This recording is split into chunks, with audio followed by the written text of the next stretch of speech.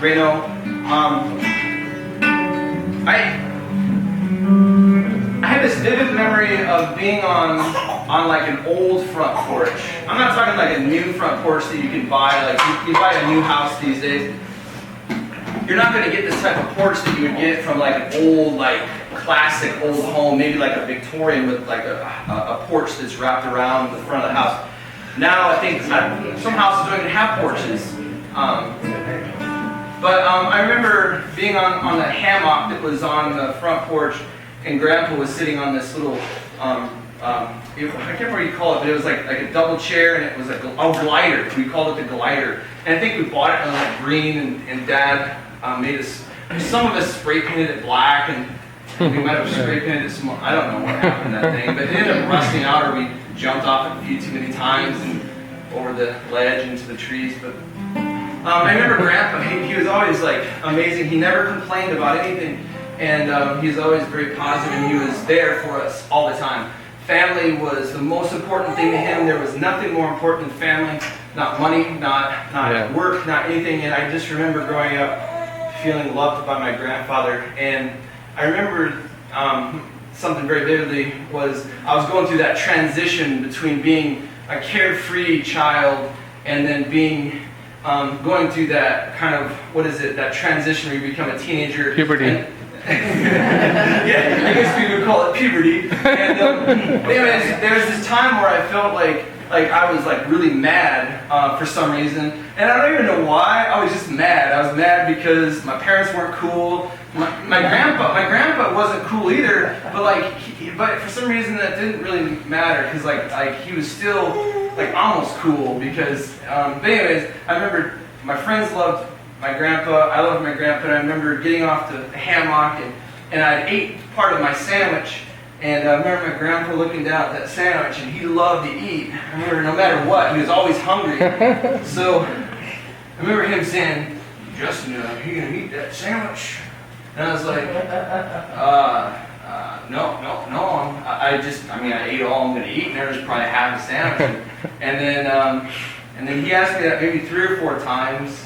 And then we got to doing some other things, jumping off the glider into the trees, and then he's, "Justin, you gonna eat that sandwich?" And I don't know, but I guess we found out later that he had Alzheimer's, so he'd forget that he would ask things, and he would ask things over and over and over and over.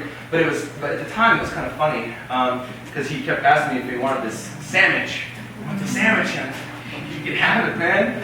But anyways, this is a song I wrote for Grandpa, and. This is called Reno, and it's not like the most amazing song in the world, but it's one of the songs that I really like. Yeah. I feel like sometimes it's you guys' favorite because you guys get a break.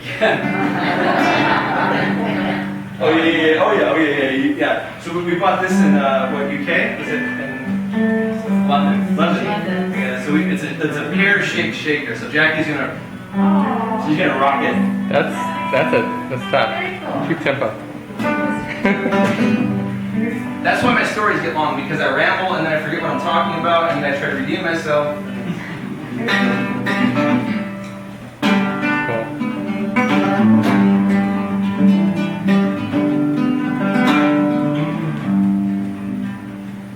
Looking inside to an empty room, there's no one home.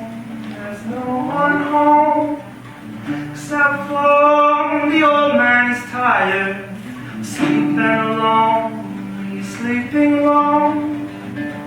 Maybe I should leave him tomorrow. The good Lord will take care of him. I can hear the people talking. Reno is so far. Reno is so far. So now, settle with the rain, but the rain it won't settle me. So now, settle with you dear, down by the lake. Days like this one, darling, days like this one, they won't change. I'll point out for you.